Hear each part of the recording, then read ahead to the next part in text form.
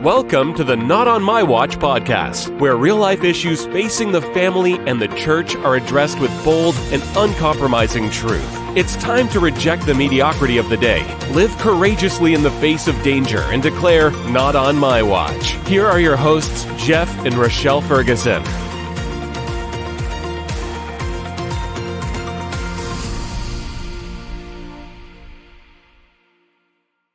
Hey, welcome to the Not On My Watch podcast. We are your hosts, Jeff and Rochelle, and we are so excited to be with you this week, the week of Thanksgiving.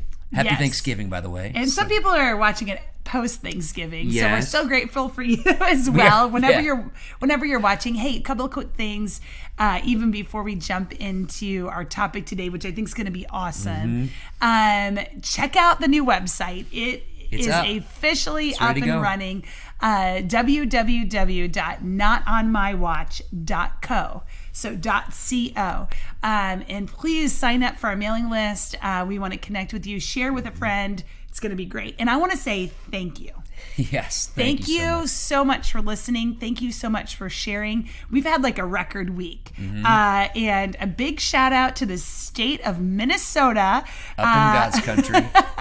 They are our number one state representative, which is so funny. It's been a long time since you've lived there. Hey, but I'm telling you, there's some people in Minnesota who are right now, they are having hot cocoa around the fire watching I was going to say, this it might be podcast. snowing there, and they're watching. So- they're ice fishing and watching this podcast. If you're from Minnesota, just drop something in the comments and say, yeah, me. Let No, me know really where what I think it is Kirk Cousins loves watching us. He's watching. Gary. He's one of our favorite quarterbacks. Hey, Kirk, we're praying for you. Thanks for watching. We are sad that your Achilles got torn, and we like you, and I'm glad that you represent Christ. And Yes. anyways, hopefully Kirk watches this. I don't know. Wouldn't that so be fun. cool? If Hey. you're watching Kirk, let us know. Yes. Okay, so anyways, I'm really excited about this episode for everybody in the other 49 states too, and all around the world. We have multiple countries watching, but here's our title. Yes. I have to make sure I say it right. Happy Angstgiving. So try that this week. Happy Angstgiving. Happy Angstgiving. And obviously we're playing on the word Thanksgiving and angst, which seem to go together. So the question really being, do family gatherings always have to be filled with stress and anxiety? Some and we're just going to said- talk about that. Some, when you ask that question, they just thought to themselves or said out loud, yes, they do.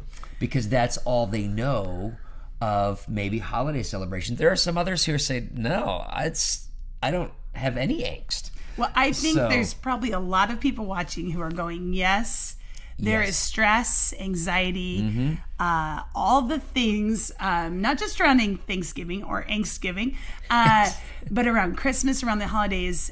Remember, this is a research-based podcast, and you do the research. I mean, I'm going to challenge you even. Just go out there and check it out. December is the most stressful month of the year. This is a research document of when they're studying people, stress increases tremendously around December. And that's not always just family gatherings, but is definitely a part Yes. of these high expectations, all the things that can go with family gatherings. Some are not toxic. Some people have toxic family members and things that go with that. And so it can just be a stressful time of year. Well, I was looking at some other articles, and just generally, you look at this article, that survey, or this survey, and I remember one survey, 2,000 people were surveyed, 75% said they have angst around this time of year. A lot of people, there are some people who said, I'd rather not even be with family in this time of year. Or I can only handle 2 hours and then I have to leave. Yes, and Things like this. Most Americans something hours, and it's like, wait, this is me. I'm inside going, this shouldn't be that way. I mean, this is our podcast. We care about the family, and so if this is people's experience, not only measurable, we can see the statistics, but even people we talk with, people we engage with are saying, man, the holidays. I often hear people at the end of the holidays say, oh, I'm so glad that's over. I am so glad that's over. And maybe you've said that. Maybe you've said that. And that's I'm just saying. We don't have to live that way. That's the thing. That's what we're talking about. Yes, absolutely. It doesn't have to be that way. And I know that people who are listening right now, you're going, Rochelle, you don't understand. You're going, you don't understand my situation. It will always be that way. Or will it? Yeah. I think this is really key. We're not just speaking here from, research-based. Right. Definitely. We're speaking also from this. This is true. We've been in ministry full-time for over 20 years. That means there's been lots of conversations with people in various churches that we have served at talking about this very topic of how do I deal with all the pressures of family, and my family expects me to do this, or I even hear people say, I expect my family to do this. So there's all these thoughts, but it's not even just that. We're speaking from personal experience as well. Yeah, absolutely personal experience. So I remember feeling this sense of as Thanksgiving would approach. So after we got married, I think it really started in October. You're like, let's go, man. In October, I sensed this just in myself, this inward, just this, the only way I know how to say it is angst, heaviness, because, holidays were approaching. I knew conversations about, where were we going to spend, when were we going to spend, and I just had this feeling like I was going to disappoint. I just had this feeling like, oh man. And here's the thing that I was experiencing. I wanted a different result than what I was getting. And I could easily think about it and say, well, the problem was out there, but we've talked about this, and really, I have to say the problem was here. The problem was in here, and here's why. I wanted a different result, but I wasn't doing anything different to get the different result. I was just hoping things would just iron out. I was just hoping things would just kind of, it will get better. And can I tell you, these things don't get better on their own. Yeah, I mean, this is just a principle of life. This is a principle of our podcast. If you want to grow in your relationship with Christ, if you want to grow in your ability to parent, and I actually think that's a skill. Yes. If you want to grow in your marriage, which is also something worth investing in, all of these things, it doesn't just happen. There has to be proactive change. There has to be proactive things that are working on. It's like if you say, you know what, I want to lose 10 pounds. You're not going to lose 10 pounds just by saying, I want to lose 10 pounds. Or I hope by next Christmas I've lost 10 pounds. There's going to have to be action steps that are measurable in order to see a different change. You're going to have to change diet. You're going to have to change exercise level, maybe sleep patterns. And things that you're changing are actually what is going to bring about the result. And this is the same thing. I remember you and I talking about this, and you would... I think more than you than I, but it was the situation that we found ourselves in. You would find yourself getting angsty, and I was like, you're stressed. I was in inward turmoil. I'll just say it. Well, but you think you can hide your inward turmoil, but I know it. It affects. How am I doing right now? It affects Happy other Angstgiving. people. And so I could sense that the tension was rising in you. And I remember looking at you going, basically, nothing's going to change. You can't change those people, the outside forces. You can't change people.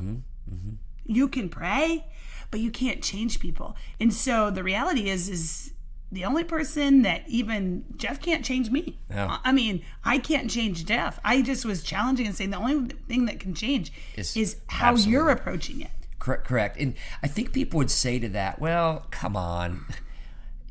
For a lot of people who are followers of Christ who watch this podcast, come on, this is family. We're all Christians. We can just figure this out. It will work out. It's not that difficult. We can just figure this out. I think people who say that misunderstand the relational dynamics of any family system. Well, I also would say if you are saying that, I would challenge you. I'm not belittling it. I'm just saying I would challenge you to do a study, a word study, a study from Genesis to Revelation of families. Yeah. I've been doing a personal study on some of the Old Testament families. Wow.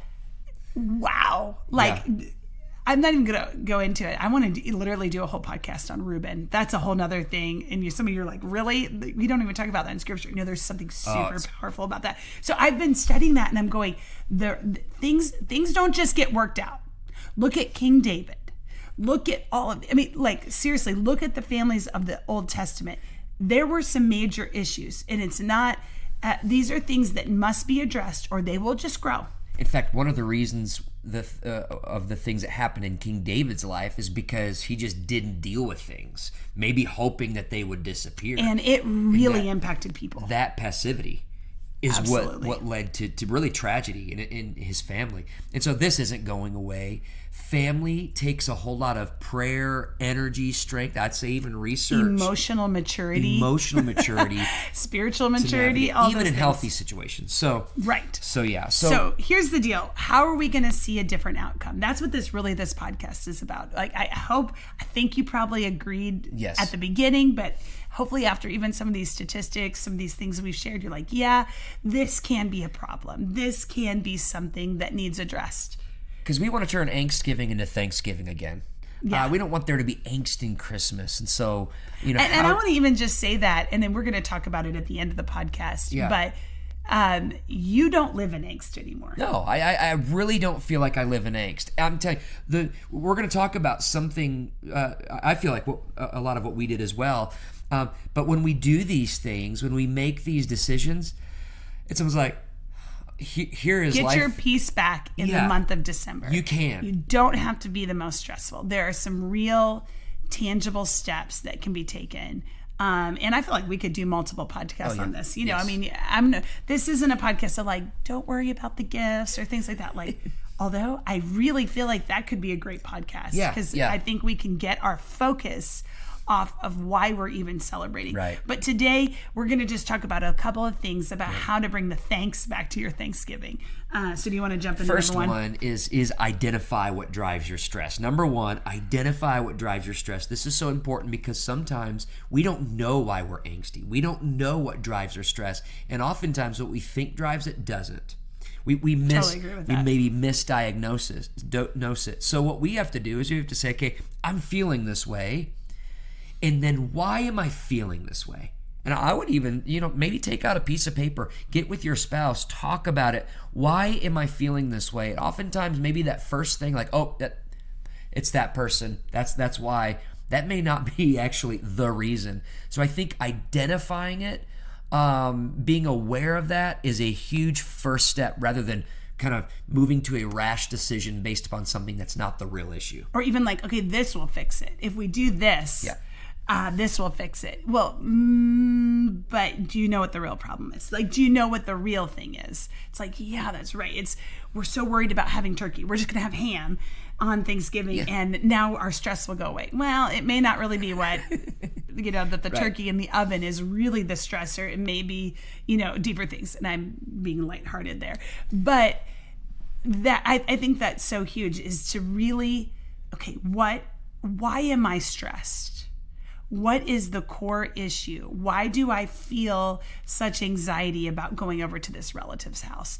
Why do I start snapping at my kids when we're getting close to this time of year? What is it? Why does a kind of a depression almost kind of fog over me as I approach? Because that happens. Mm-hmm. That literally happens.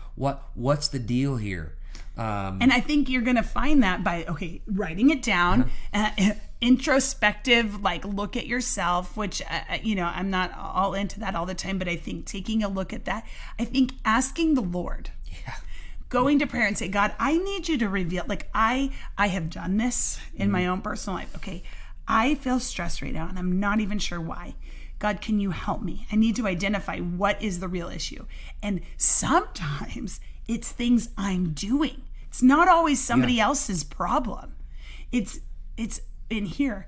I would also say, beyond looking at the situation, taking inventory, asking the Lord, I would say ask a mentor in your life. That's good. Ask a mentor for some feedback.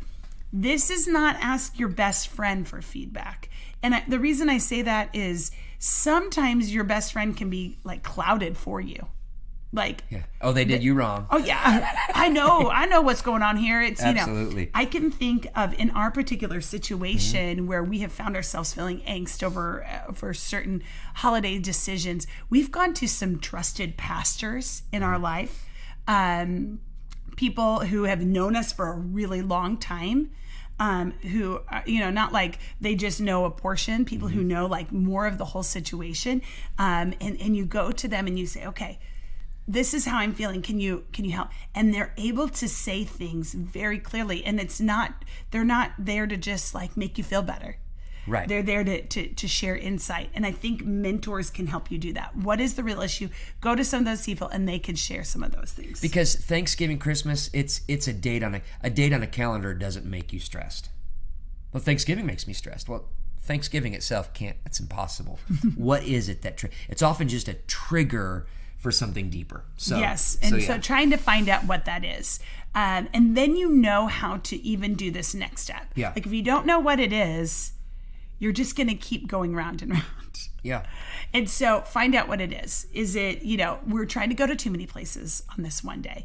Is it, really, I don't want my kids to have a memory of us just traveling all the places all the time. Or, I don't know. I mean. Yeah. So identify it. Number 2 would be set up boundaries that lead to health in this area. So, okay, you've identified it. Now we need to set up boundaries so that we can have health in this area, so that Angstgiving is Thanksgiving, so that Christmas is enjoyable. And you're making memories with your family. You're not spending the entire time worried and stressed and going from this to that. So set boundaries. Absolutely. Wow, what does that look like? I mean, it can be, again, it's different for different people. And I think it's different for different situations. Yep. I can think about, for us, an example is that Christmas can be a really busy time at church. Mm-hmm. Yes. Can be. And, you come and you have Christmas Eve service, and depending on what day Christmas Eve falls on, and then we do a New Year's Eve service type, so it's like, and you're also trying to do your own family traditions, and then you have extended family. I mean, so you have like all of these things. And I just remember looking at you one time and saying, I'm not enjoying this. Yeah. I feel like I'm running ragged. Like we're going to this concert, to that thing, and da-da-da.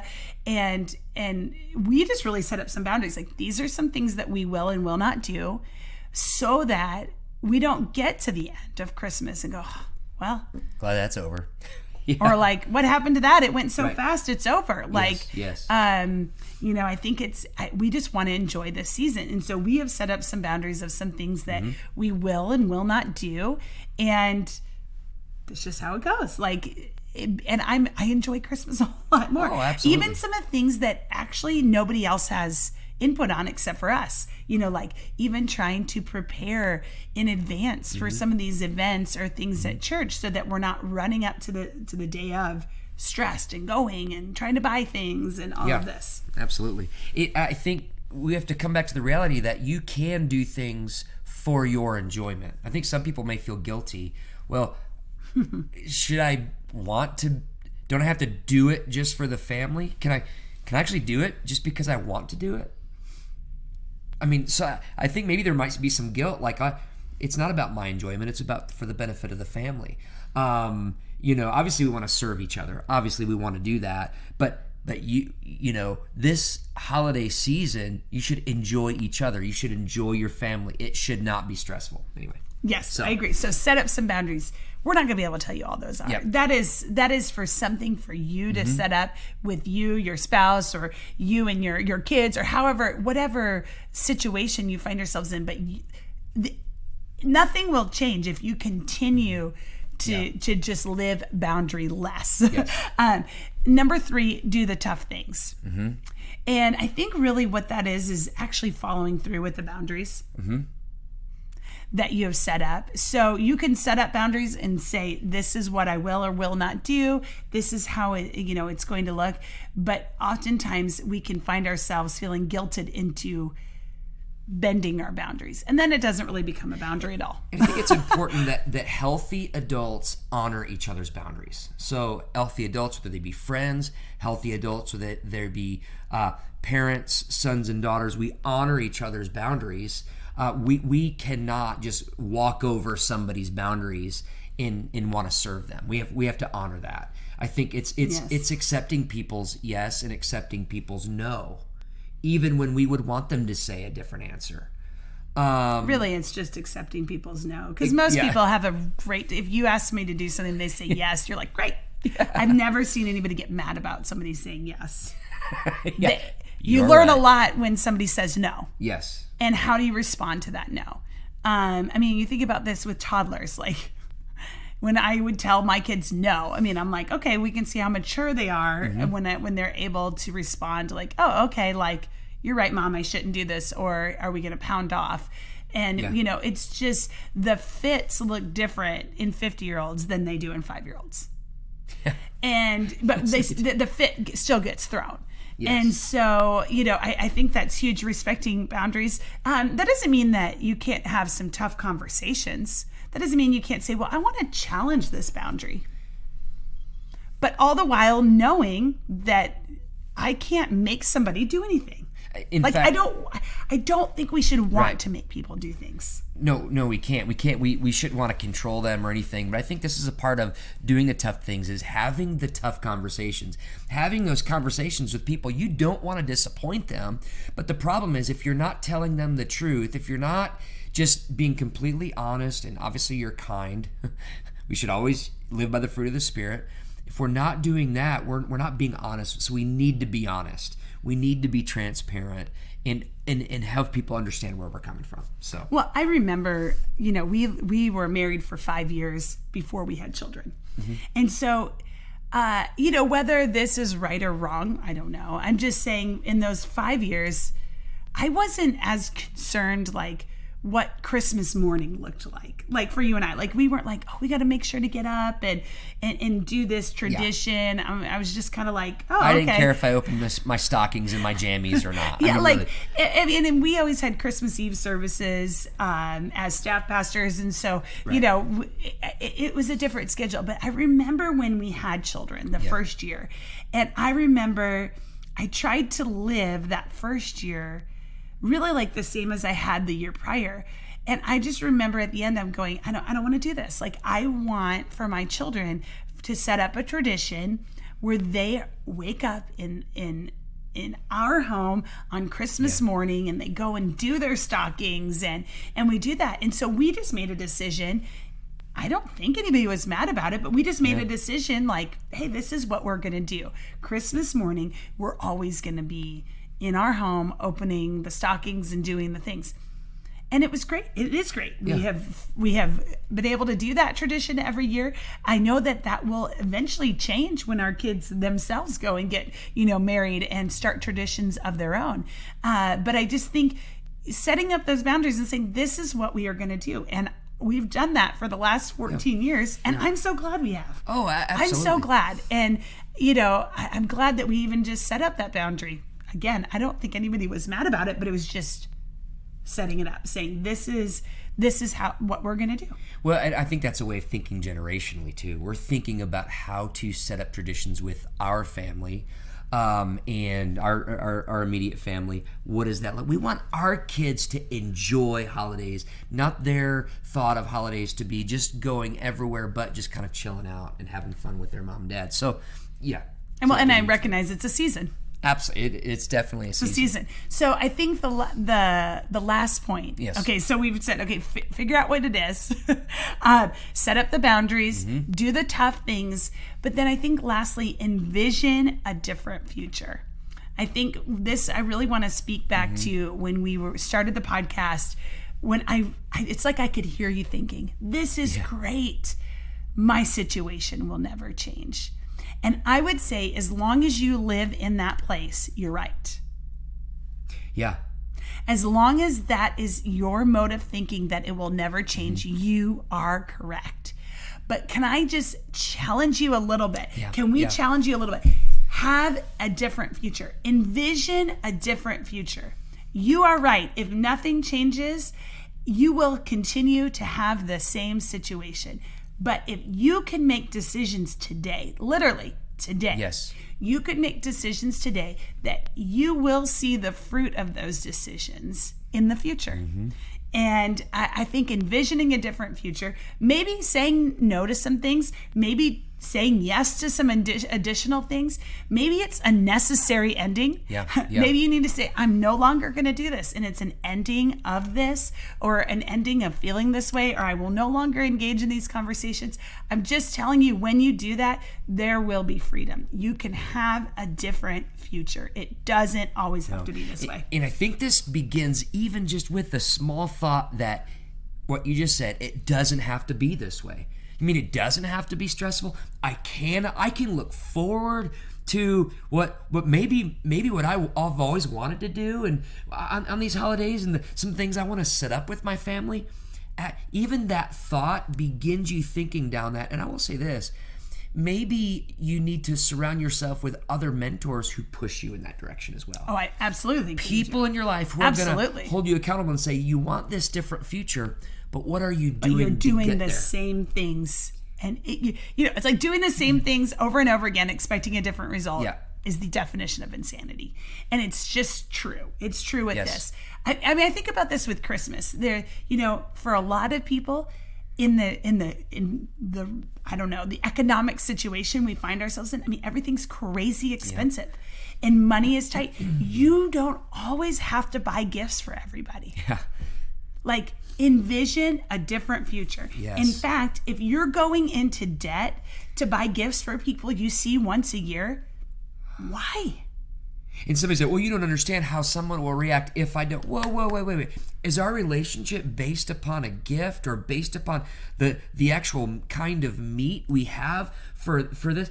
Absolutely. Well, and not. I think it's even deeper than that. It's not just about what the responses be. It's like, you're not responsible for other people's responses. That will preach right like, there. you're just not. That will preach. Like, and I think about this, in my own kids. Like, I am not obligated to spend XYZ Yes. on Christmas. Like, if I cannot afford to do that, I can't. Like, and if the response you get from that is negative, that is telling you need to go back to the point number one, identify what's really going on. Yes.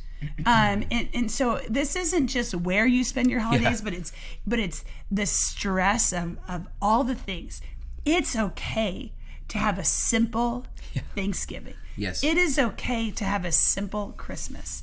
It is okay. Like, you don't have to do all the things. Yeah. And I think coming back to what are we celebrating? Who are we celebrating? How have we gotten here? Yeah. I just think envision a different future, and maybe get those mentors around and say, okay, how can I even do that? Like, I want to envision a different future, but I don't know what these steps are to get there. That's where I love mentors, because they see things maybe that you don't. Or I really like mentors because they kind of hold your feet to the fire. Like you said. Like, hey, you said this. What are you doing to get there? And they make you say, oh, you're right, I did say that, and I've done nothing.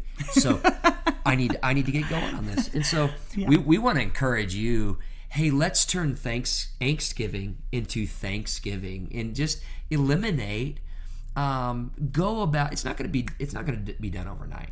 It's not going to disappear. But I hear you, and it's not. But I believe when you say envision a different future and you begin to make steps in that direction. Yes. Not saying it's always going to be easy, or that everybody's going to accept your boundaries or your yes or your no or whatever, but you can begin to see the fruit of that decision. Oh, you can. I mean, Yes. I will see. I'm saying this from personal experience. When we were first married, I knew it every year. It was angst over, oh no, the holidays are coming. They're angst free now. We can make decisions, and guess what? We can live in peace. We don't have to live in that tyranny. And it feels good. And I want to give people watching this permission to live in that freedom. Yes. That freedom, seriously. So Happy Yes. Thanksgiving. Happy Thanksgiving. And if you found this valuable, or Yes. if you want to know more information, share it, like it, send us an email, comment, let us know. We'd love to hear your feedback, especially from all those in Minnesota or any other state. But hey, we're so glad that you're watching. Anything last that you want to say? I just want to say happy Thanksgiving. I love this time of year. I love fall. I love the kind of beginning of the end of the year as we begin to look back and think about what God's doing in the future. And tell you what, I hope you and your family have a great Thanksgiving this week. Yes. So. All right. Well, we'll see you next time on the Not on My Watch podcast. Thank you for joining us on this episode of the Not on My Watch podcast. You are a watchman for this time and hour. Don't forget to subscribe and rate this podcast wherever you listen. If you haven't already, head on over to our website, www.notonmywatch.co, for more resources from Jeff and Rochelle. Thank you for joining us. We will see you next time on the next episode. But until then, keep watchful.